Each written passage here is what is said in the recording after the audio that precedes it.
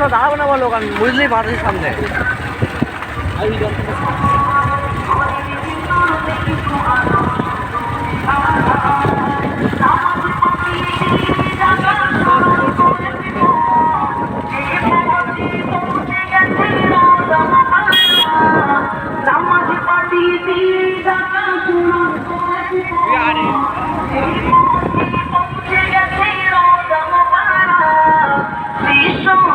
অবাকে হয়ে ভাবে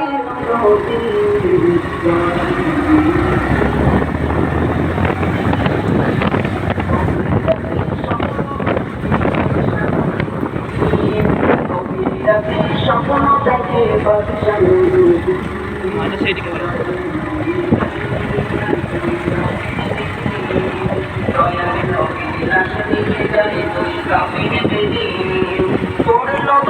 যখন তারা